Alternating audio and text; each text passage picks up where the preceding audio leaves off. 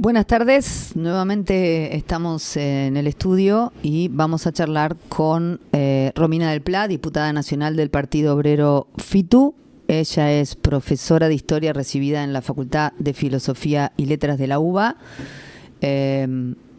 y ya había ocupado el mismo cargo en el 2017. En las elecciones en Provincia de Buenos Aires, encabeza la lista del Frente de Izquierda Unidad en la primera sección electoral. A ella le digo buenas tardes, muchísimas gracias por atendernos. ¿Cómo estás? Hola, ¿qué tal? ¿Cómo les va? Muy buenas tardes. Buenas tardes, Romina. Gracias por atender a medios del interior. No tiene esa gentileza muchos de nuestros dirigentes, así que te agradezco profundamente. No hay problema. Siempre para nosotros es importante apelar a todos los medios de todas las localidades, porque además nuestra campaña es una campaña muy artesanal, ¿no? Junto a Nicolás del Caño, que encabeza la lista de diputados nacionales, yo que voy en segundo lugar, y todos los compañeros del Frente de Izquierda en esta elección del 26 de octubre, donde, bueno, estamos peleando por defender las bancas que hemos conquistado en 2021, la presencia del Frente de Izquierda nos parece clave en el marco de un gobierno de Milei y de la Libertad Avanza que se descompone a cada minuto, ¿no? Se descompone porque, bueno, se ven sus vínculos con el narcotráfico, este tema de Spert al que han tenido que bajar de la candidatura, pero antes de esto estuvieron las coimas del Andís, antes de esto el tema del fentanilo, antes de esto la estafa de Libra, pero por sobre todas las cosas lo que hay es un descontento creciente por el nivel bajísimo de los salarios, de las jubilaciones, de las condiciones de vida, y bueno, esto hace que realmente haya mucha gente preguntándose qué va a hacer en estas elecciones, y nosotros, además de salir a luchar contra este gobierno desde el primer minuto, también entendemos que hay que darle una salida a esta situación en términos de las y los trabajadores, ¿no? Que esto es lo que está faltando. Senadora, perdón, se rechazó el veto presidencial al Garrahan y a las leyes de financiamiento universitario, y la pregunta es ¿qué lectura política hace de esta derrota del Ejecutivo? Bueno, mira, primero te voy a aclarar que fui candidata a senadora provincial, pero no lo soy. Bien. Soy trabajadora, soy docente, fui diputada nacional y ahora soy candidata a diputada nacional. Bien. Mira, yo creo que es importante esta derrota esta derrota de los vetos del Poder Ejecutivo, que primero fue la derrota del veto a la Ley de Emergencia en Discapacidad, luego fue recientemente la derrota del veto a la Ley de Emergencia Pediátrica, que es la ley para el Garrahan, principalmente, y luego fue la derrota del veto de la Ley de Financiamiento Universitario.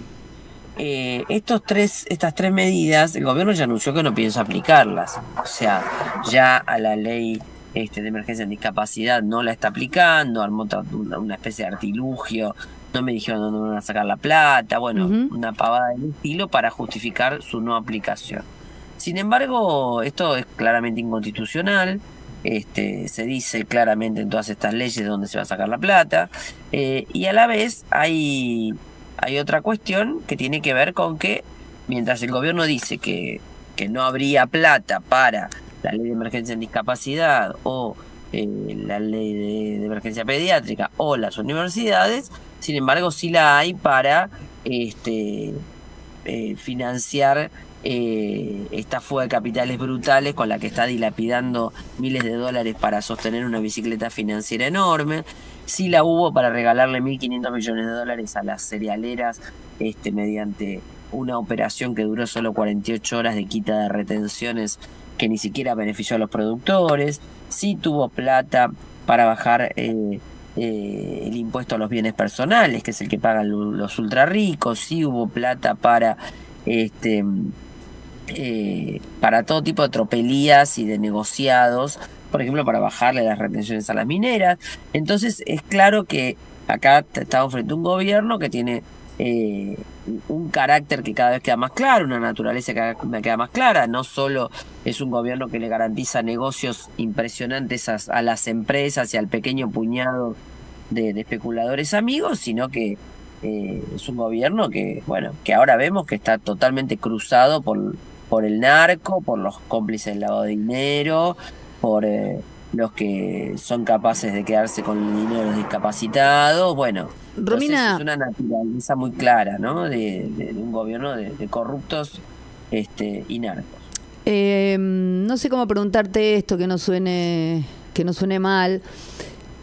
La izquierda siempre supo que las cosas iban a suceder mal. No sabía cuáles, de qué manera, pero siempre supo que iban a suceder mal, por el camino del mal. ¿Por qué crees que la gente no... que la gente compró esto que propuso el gobierno de Milei y sus 5 aliados, por decirlo de alguna manera? Bueno, mirá, igual tu pregunta es muy pertinente, no está mal, es al revés, hay que preguntarnos por qué una parte importante de la población argentina puede ser engañada de una forma tan tan evidente, ¿no? Para nosotros no era una novedad que no iba a haber dolarización y que no iba a haber enfrentamiento a la casta, porque todos los que integraban e integran gran parte de este gobierno vienen de otros partidos, provienen justamente de sostener mediante los recursos del Estado los grandes negocios de las empresas privadas, porque en definitiva Milei viene de todo el imperio de Urnequian, que no ha hecho más que aprovechar las exenciones impositivas, los subsidios, el endeudamiento privado que luego se estatiza y demás para hacer negocio. Entonces nosotros lo sabíamos, lo denunciamos este operativo del narco con Esper, lo denunciamos porque esto había saltado ya años atrás, nosotros lo denunciamos, lo pusimos sobre la mesa, bueno, lo protegieron, pero también hay que ver que todo el planteo de Milei vino de la mano de el fracaso rotundo del gobierno peronista, de Alberto de Cristina y de Massa, del fracaso anterior del gobierno de Macri. Y entonces la idea de alguna solución medio rápida, antisistema, combatir a la casta, siempre se presentó así, ¿no? Como una cosa medio antisistema, dolarizar y demás, bueno, parecía relativamente más fácil que el planteo que hace la izquierda, que es que hay que organizarnos, salir a luchar y tenemos que además desenvolver un programa que beneficia al conjunto de los trabajadores, y eso hay que hacerlo sobre la base de un proceso de imponer, mediante la mayoría que tenemos los trabajadores, un cambio de orientación. Entonces, bueno, obviamente sonaba más sencillo lo de la dolarización y lo del combate a la casta que nuestro planteo. Sin embargo, bueno, se ha demostrado que ese verso traía una serie de problemas, traía estafadores, coimeros, ajustadores, represores y aliados del narco. Y entonces uno ahora entiende con mucho más rigor que cuando se votó, entre todas las medidas que le votaron a este gobierno durante el primer año y medio, gran parte de los que se pusieron la peluca y fueron aliados, que ahora muchos se horrorizan, pero le dieron los votos, se votó, por ejemplo, un blanqueo de capitales sin ningún tipo de límite, ¿no? Sin que hubiera que dar ninguna explicación, muy abarcativo, el blanqueo de capitales más abarcativo que haya habido hasta ahora en el país. Bueno, entonces ahora se entiende, ahí había muchos intereses de lavado de dinero narco, evidentemente, que contaba con toda esta operatoria del gobierno. Bueno, ¿no? Es una gran fuente de financiación de los outsiders, el narcotráfico, ¿no? Totalmente, cuando la gente los no tan outsiders. Por supuesto, pero quiero decir, tienen más impunidad los outsiders. Pueden ser aún más desprolijos y más torpes en todo esto. Quiero hacerte una pregunta que tiene que ver con, corregime si me equivoco, vos sos profesora de historia. Sí. O sea que todo lo que está sucediendo para vos es casi un insulto. Pero digo, hay algo que no termino de entender y que me gustaría pensarlo con vos, y seguramente vos ya tenés una respuesta. Una de las cosas que planteo siempre en la radio es la cantidad de historia que nos hace falta a los argentinos, y de lo que le pifia a nuestro sistema educativo en esa materia. Pero sin embargo, esta pregunta es bastante más lábil en ese punto, porque te voy a hacer una referencia mucho más cercana en el tiempo, con lo cual por ahí no necesitábamos tanto saber historia, sino tener un poco de memoria y no tener una ceguera solo ideológica. Cuando vos tenés dos hombres como Sturzenegger y Caputo, Toto Caputo, en el gobierno de Mauricio Macri, y tenés un ministro de Economía que hace una serie de movimientos que son muy parecidos a los que está haciendo ahora, y después de recaudar una X cantidad de dinero enorme, se retira, y tenés un Sturzenegger que está haciendo más o menos el mismo papel que hace con Milei, ¿qué parte del cerebro de los argentinos supone que esta vez va a ser diferente? Bueno, porque vienen ocultos. Empecemos porque tanto Sturzenegger como Caputo tendrían que estar presos, ¿no? Porque hicieron una cantidad de operaciones de fuga de capitales, de estafas con bonos a 100 años que generaron las empresas de ellos mismos, dólar futuro, etcétera, que ya con solo el nivel del endeudamiento con el fondo, la fuga de capitales, los bonos a 100 años y demás tropelías, ya alcanzaría para que estén presos en cualquier país relativamente normal, si es que existe. Existiera. Y vienen ocultos porque Milei no hizo campaña diciendo acá viene Toto Caputo y viene Sturzenegger. Claro. ¿Sí? Sturzenegger y Toto Caputo aparecieron. Habían armado el programa económico para Patricia Bullrich, ¿sí? Que tampoco venía en el gobierno de Milei, también aparece bueno, al final, pero para ¿no? Patricia Bullrich, que pierde rotundamente, también digámoslo, ¿no? Eso, en su momento. Por eso digo, venían para Patricia Bullrich, que pierde las elecciones por mucha diferencia. Quedó en tercer lugar, no ingresó al balotaje, etcétera. Entonces, cuando digo que vienen ocultos es porque efectivamente era todo un personal que no aparecía en las campañas de Milei. Ojo, Esper tampoco aparecía en las campañas de Milei. Y después, porque recordemos que entraron como diputados en listas separadas en su momento y se habían peleado, vayan a saber por qué. Probablemente los haya amigado el abogado que tiene en común Milei con Fred Machado, ¿no? Que tiene el mismo abogado. Entonces, aparecen todos estos personajes, aparecen con sus programas ocultos. Lo que aparecía de la mano de Milei era alguna gente estrambótica, contraria a los derechos de las mujeres, de la diversidad, de gente que atrasa 2000 años, que estarían relativamente mejor con la Inquisición que en la actualidad, pero estos que son los que luego agarraron la manija de economía y los que agarraron la manija de las medidas de reforma del Estado y del ajuste general, no estaban a la luz pública. Porque aparte recordemos que la gente, esto es muy tramposo del sistema político. ¿Qué cosa?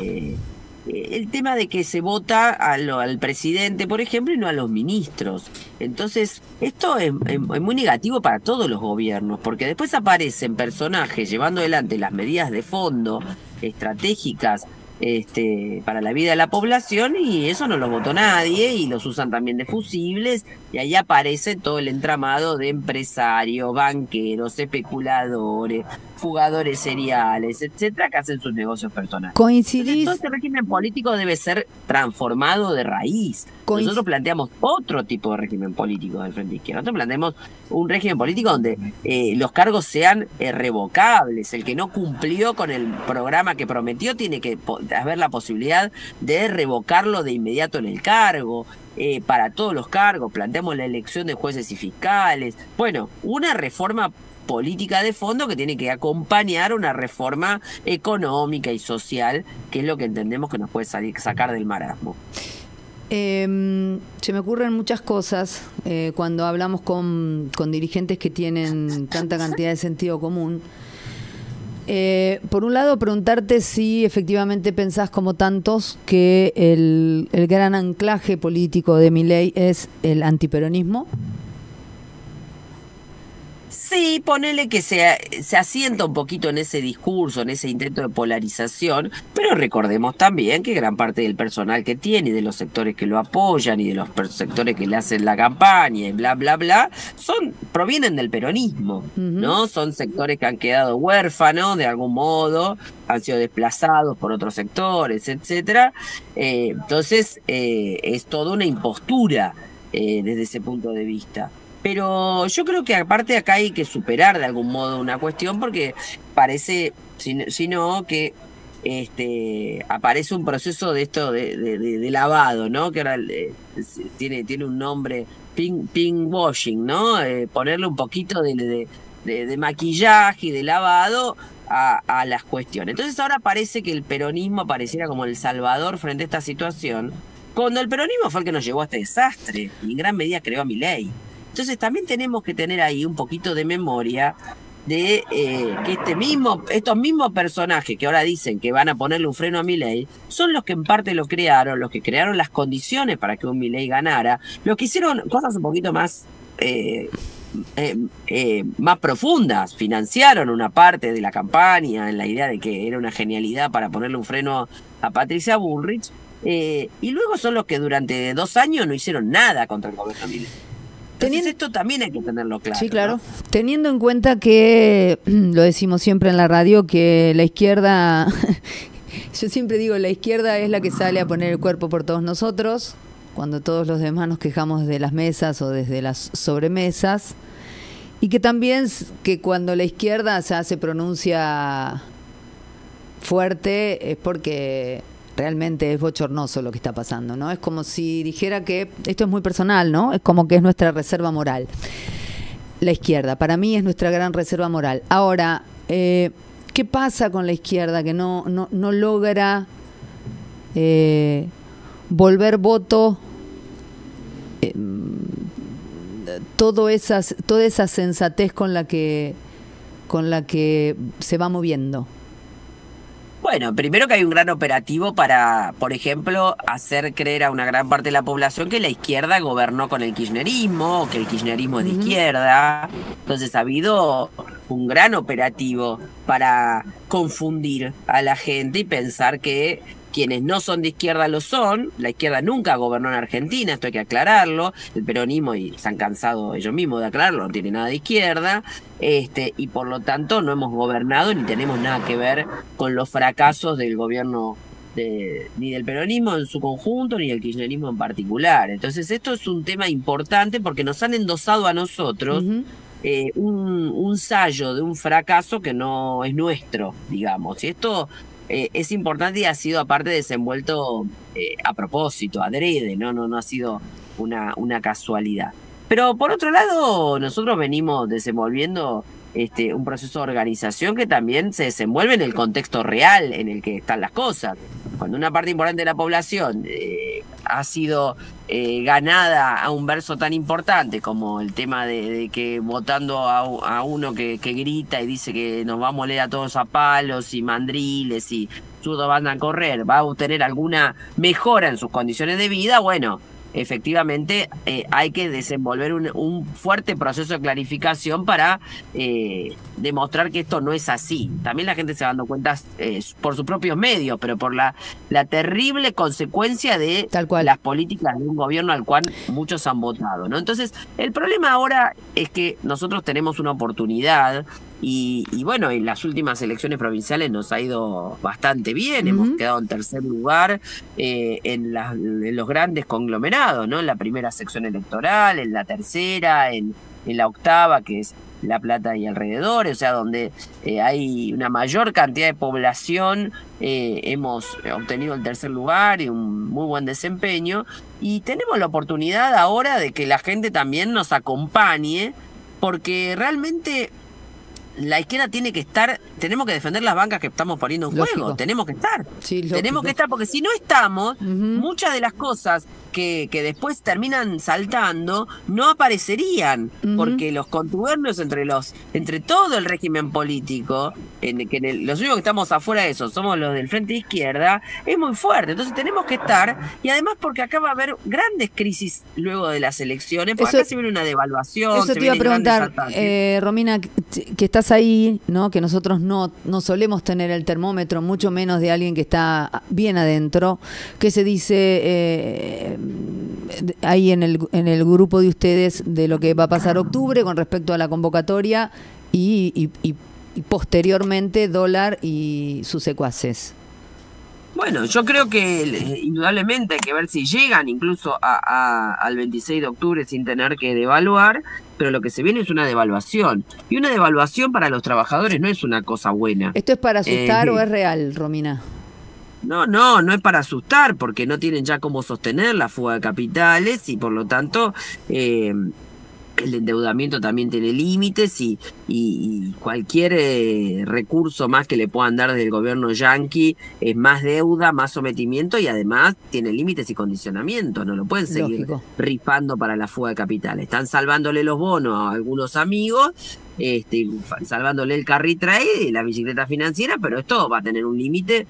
Y entonces el problema es que tenemos los salarios por el piso, tenemos las jubilaciones por el piso, por lo tanto acá se van a venir grandes nuevas confrontaciones. Y ahí la izquierda tiene que tener la oportunidad de estar en ese debate nacional. Por eso el voto al Frente de Izquierda, y hago acá un llamado y ya tengo que ir despidiéndome porque tenemos un acto ahora en La Plata. Me dijo Enrique que estabas con muy poco tiempo. Claro, porque estamos por empezar un acto con todo el Frente de Izquierda aquí en la Ciudad de La Plata.